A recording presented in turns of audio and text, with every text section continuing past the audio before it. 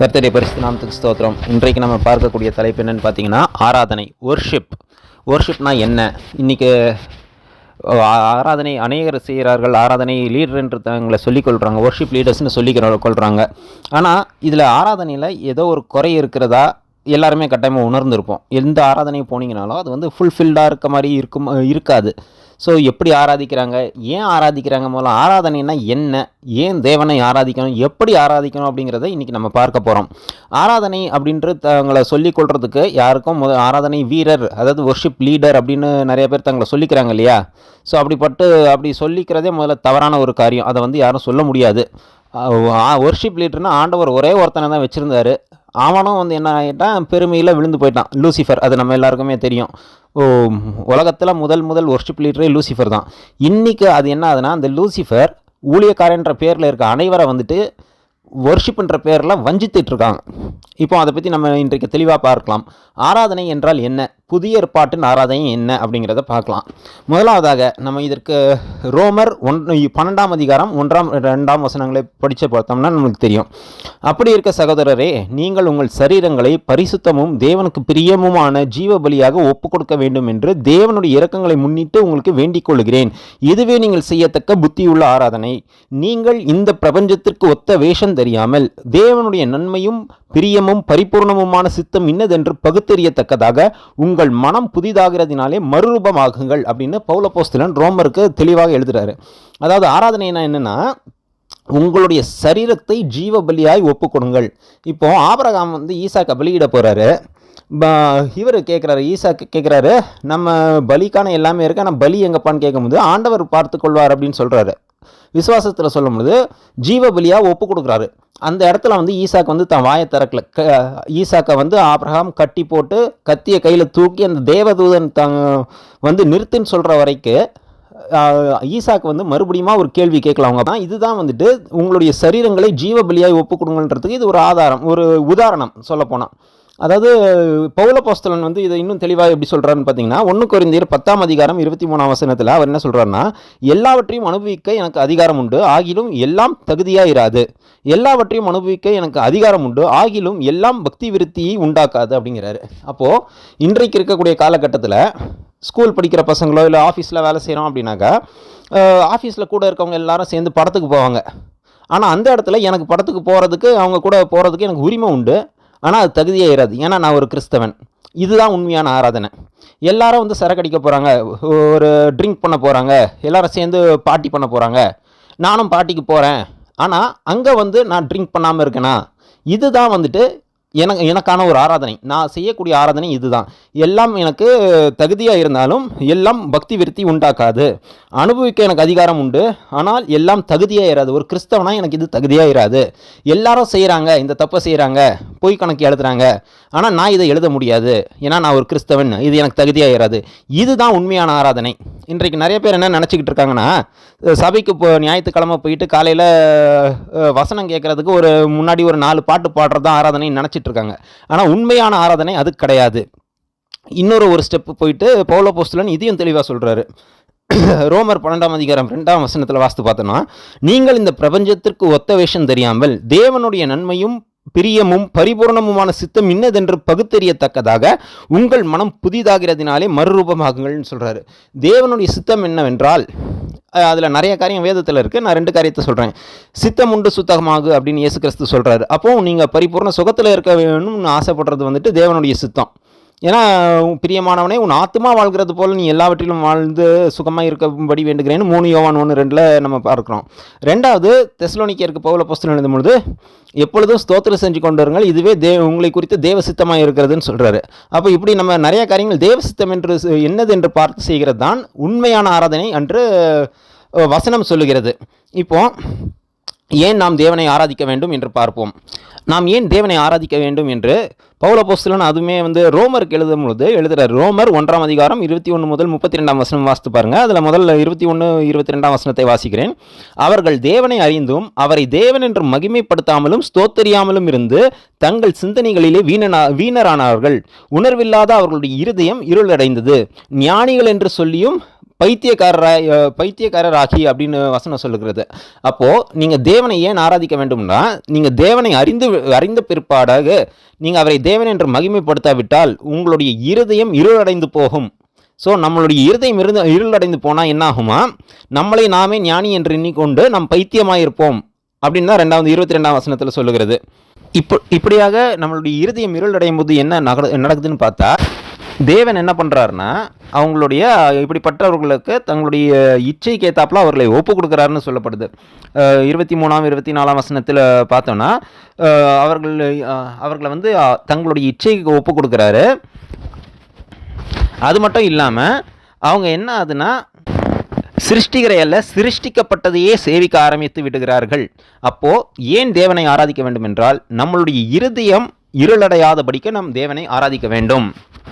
இரண்டாவதாக நம்ம பழைய ஏற்பாட்டில் பார்க்கும்போது என்னென்னா, யாத்திராகமும் 23ஆம் அதிகாரம் 25ஆம் வசனத்தில் உங்கள் தேவனாகிய கர்த்தரையே சேவிக்க கடவீர்கள், அவர் உன் அப்பத்தையும் உன் தண்ணீரையும் ஆசீர்வதிப்பார், வியாதியை உன்னிலிருந்து விலக்குவேன் அப்படின்னு சொல்கிறாரு. அப்போது நம்ம அப்பத்தையும் தண்ணீரையும் ஆசீர்வதிக்கிறார். ஸோ அதனால் ஆராதிக்க வேண்டும். அவர் நம்மளுடைய வியாதியை நம்மிடத்திலிருந்து நீக்கி போடுகிறார். இதனால் நம்ம வந்து தேவனை ஆராதிக்க வேண்டும். ஸோ எல்லாவற்றுக்குமே நீங்கள் அடிப்படையாக பார்த்தீங்கன்னா தேவனை ஆராதிப்பதே மூலமாக இருக்கிறது.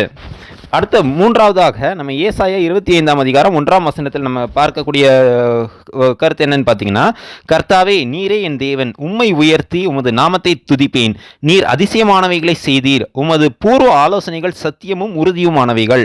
அதாவது தேவன் அதிசயமானதை செய்தார், அதனால் நான் ஆராதிப்பேன். என்னுடைய வாழ்க்கையில் தேவன் அதிசயத்தை செய்தாரா, அப்போ நான் கட்டாயமாக ஆராதிப்பேன். முதல் அதிசயம் என்னன்னா, நான் ரட்சிக்கப்பட்டு இன்றைக்கு ஒரு கிறிஸ்தவனா சபையில் இருக்கேனாலே அது வந்து ஒரு அதிசயம் தான். ஸோ இதுக்காகவே நாம் வந்து தேவனை ஆராதிக்க வேண்டும். அவருடைய ஆலோசனைகள் பூர்வம் முதல் எப்படி இருக்கான், சத்தியமாக இருக்குதான், உறுதியாக இருக்கிறது தான். ஆண்டவர் உங்களுக்கு கொடுக்குற ஒரு வாக்கு அப்படின்னு பார்த்தீங்கன்னா, அவர் வந்து அவர் சத்தியமாக இருப்பார். அவர் கொடுக்குற வாக்கு தத்துவத்தில் சத்தியமாகவும் இருப்பார், உறுதியாகவும் இருப்பார். நம்மளே அதை விட்டு விலகி போகாவிட்டால், அதாவது நாமே தேவனை விட்டு பிரிந்து போகாவிட்டால் அவருக்கு நமக்கு கொடுத்த வாக்குத்தத்தம் 100% நிறைவேறியே ஆகும். அடுத்ததாவது நாம் ஏன் தேவனை துதிக்க வேண்டும் என்று பார்த்தால், சங்கீதம் 63ஆம் சங்கீதத்தில் 3ஆம் வசனத்தில் தாவீது சொல்லக்கூடிய சங்கீதக்காரன் சொல்லுகிற காரியம் என்ன என்று பார்த்தால், ஜீவனை பார்க்கிலும் உமது கிருபை நல்லது, என் உதடுகள் உம்மை துதிக்கும். அதாவது தேவனுடைய கிருபை நம்ம ஜீவனை பார்க்கிலும் பெரியதான். அதனால நான் வந்து தேவனை துதிப்பேன் அப்படின்னு சொல்கிறாரு. ஸோ நம் தேவனை ஏன் துதிக்க வேண்டும் என்றால், நாம் தேவனுடைய கிருபையை நம்மளுடைய ஜீவனத்தில் அனுபவித்திருந்தோமானால் நாம் கர்த்தாயம் தேவனை துதிக்க வேண்டும். அடுத்ததாவது அப்போஸ்தலர் 16ஆம் அதிகாரம் 25ஆம் 26ஆம் வசனத்தில் நாங்கள் வாசிக்கும் பொழுது அங்கே ஒரு சம்பவத்தை பார்க்குறோம். பவுலையும் சீலாவையும் கொண்டு போய் சிறைச்சாலையில் கட்டி போடுறாங்க. அந்த சிறைச்சாலையின் கஷ்டத்தின் மத்தியில் அவங்க என்ன பண்ணுறாங்க, துதிக்கிறாங்க. தேவன் அங்கே இருந்து துதிக்கிறாங்க, ஆராதிக்கிறாங்க. அப்போ என்ன ஆகுதுன்னா, சிறைச்சாலை கதவு திறக்கிறது மட்டும் இல்லை, இவங்க கட்டுகள் அறுக்கப்படுறது. அப்போ நம்ம வாழ்க்கையில் நம்ம கட்டப்பட்ட நிலைமையில் இருக்கோமா, சிறைப்பிடிக்கப்பட்ட நிலைமையில் இருக்கோமா? அப்போது தேவனை ஆராதிக்கிறது ஒன்றே இதற்கு தீர்வு. நம் கட்டுகளும் அறுக்கப்படும், நம்மை பூட்டி வைத்திருந்த கதவுகளும் நமக்கு முன்பாக திறக்கும். இதற்காகவே என்றல்ல, நாம் இதை செய்யும் பொழுது தேவன் இந்த காரியங்களை நமக்கு செய்கிறார். அப்போது அதுக்காக நம் கட்டாயம் தேவனை ஆராதிக்க வேண்டும். ஓகே, இப்போ வந்து நம்ம என்ன பார்த்துருக்கோம்னா, ஆராதனை என்றால் என்ன, ஏன் தேவனை ஆராதிக்க வேண்டும் என்ற காரியங்களை பார்த்திருக்கிறோம். இப்பொழுது தேவனை எப்படி ஆராதிக்க வேண்டும் என்று நாம் பார்ப்போம். முதலாவதாக இயேசு கிறிஸ்து சொல்லக்கூடிய காரியம் என்னவென்றால், யோவான் 4ஆம் அதிகாரம் 24ஆம் வசனத்தில், தேவன் ஆவியாய் இருக்கிறார், அவரை தொழுது கொள்ளுகிறவர்கள் ஆவியோடும் உண்மையோடும் அவரை தொழுது கொள்ள வேண்டும் என்றார். அதாவது புதிய ஏற்பாட்டில் ஆவியோடும் தொழுது கொள்ள வேண்டும், உண்மையோடும் தொழுது கொள்ள வேண்டும். ஆவியோடுனா என்ன, உண்மையோடுனா என்ன? ஆவியோடுனா பரிசுத்த ஆவியின் அருளோடு நம் தேவனை தொழுது கொள்ள வேண்டும். பரிசுத்தாவின் அபிஷேகம் பெறாதவர்கள் உண்மையில் தேவனை தொழுது கொள்ள முடியாது. அபிஷேகம் என்பது ரட்சிக்கப்பட்ட ஒவ்வொரு கிறிஸ்தவரும் பெற வேண்டிய ஒரு அனுபவம். பரிசுத்தாவின் அபிஷேகம், அந்நிய பாஷை அடையாளத்தோடு தேவனை தொழுது கொள்ள வேண்டியது ஒவ்வொரு கிறிஸ்தவர்கள் மேலும் விழுந்த கடமை. ஆவியோடு தான் தொழுது கொள்ள வேண்டும். அடுத்தது உண்மையோடும் என்றால், சில நேரம் நம்ம ஆராதிக்கும் பொழுது நம்ம மனசு வந்து வேற எங்கேயோ பறந்துட்டு இருக்கோம், ஆனால் நம்மளுடைய வாயினால் தேவனை துதித்து கொண்டிருப்போம்.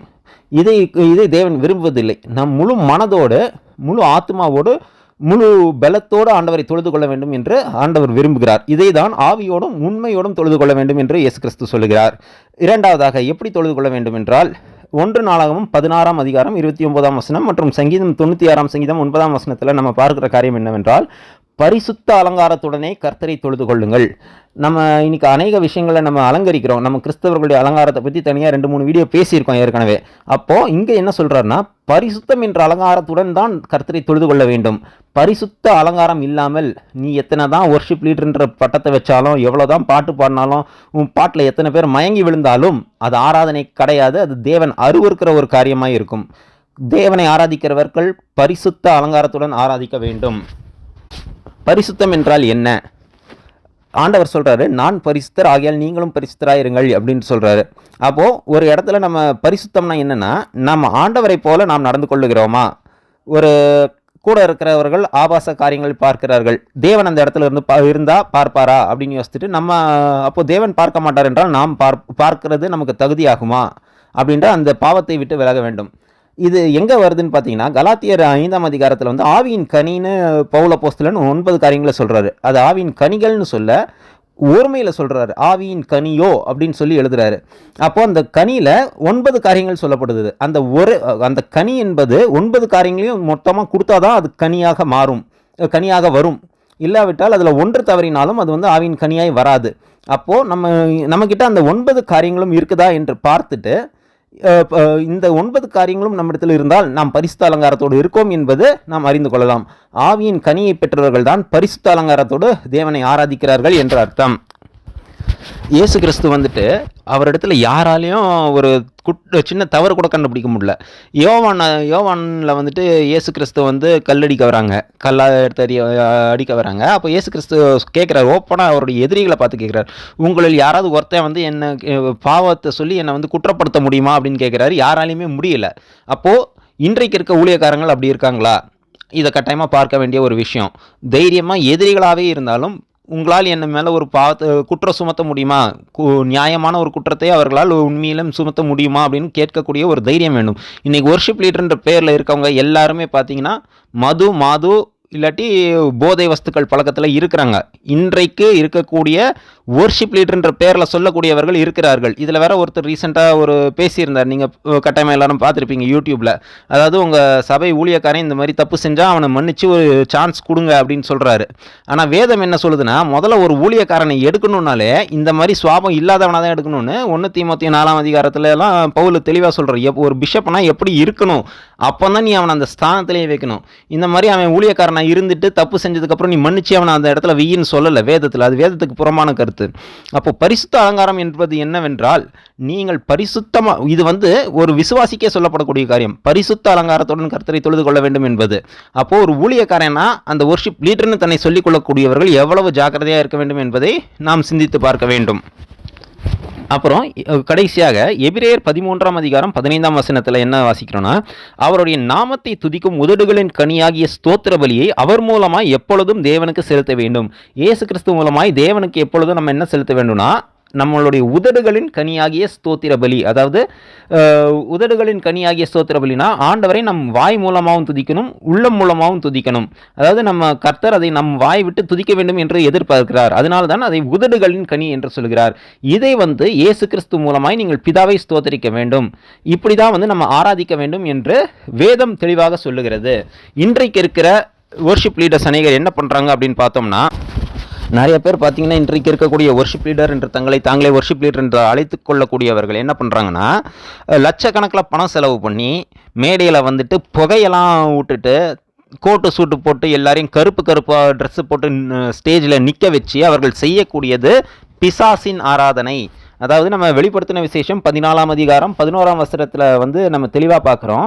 அதாவது என்னென்னா, அவர்களுடைய வாதையின் புகை சதா காலங்களிலும் எழும்பும், மிருகத்தையும் அதன் சொரூபத்தையும் வணங்குகிறவர்களும் அதனுடைய நாமத்தின் முத்திரையை தரித்து கொள்ளுகிற எவனுக்கும் இரவும் பகலும் இளைப்பாறுதல் இராது. வெளிப்படுத்தல் 14:11 இங்கே நரகத்தினுடைய ஒரு வல்லமையை பற்றி சொல்லப்பட்டிருக்குது. அங்கே என்னன்னா, அங்கே இருக்கக்கூடிய வாதைகள், அங்கே பாதிக்கப்படக்கூடியவர்கள் வாதையினுடைய புகை வந்து பயங்கரமாக எழும்புதான். இன்றைக்கு இந்த கிறிஸ்தவர் பேரை சொல்லிக்கொண்டு ஆராதனை வீரன் தன்னை வொர்ஷிப் லீடர் என்று சொல்லிக்கொண்டு மேடையில் புகையை போட்டு ஆராதிக்கிறவர்கள் என்ன பண்ணுறாங்கன்னா, நரகத்தின் வல்லமை அங்கே நேரடியாக அழைக்கிறாங்க. இது இன்றைக்கு இருக்க நிறைய சாத்தானிய பாடகர்கள் இருக்காங்க. நீங்கள் பார்த்தீங்கன்னா ஜேசின்னு ஒருத்தன் இருக்கான், லேடி காகா, ரிஹானா இப்படிப்பட்ட பாடகர்கள் இருக்காங்க இல்லையா, இவர்களுடைய ஸ்டேஜில் பார்த்தீங்கன்னா இதே மாதிரி புகையை போட்டு அந்த நரகத்தின் வல்லமை அங்கே கூட்டுறாங்க. ஏன்னா அவர்களுடைய கூட்டத்துக்கு ஆள் வரணும், அவர்கள் அது மூலமாக பணம் சம்பாதிக்க வேண்டும் என்பதே அவர்களுடைய நோக்கம். இன்றைக்கு கிறிஸ்தவத்தில் தங்களை ஆராதனை வீரன் என்று சொல்லிக் கொள்ளுகிற அநேகரும் இதே தான் பண்ணுகிறார்கள். நரகத்தின் வல்லமையை நேராக கொண்டு வந்து அங்கே இருக்கிற மக்களை வஞ்சிக்கிறார்கள். தங்களை தேவனுடைய ஊழியக்காரன்மை போல காட்டிக்கொண்டு பிசாசோடு ஒப்பந்தத்தில் இருக்கிறார்கள். இப்படிப்பட்டவர்களை நாம் விட்டு விலக வேண்டும்.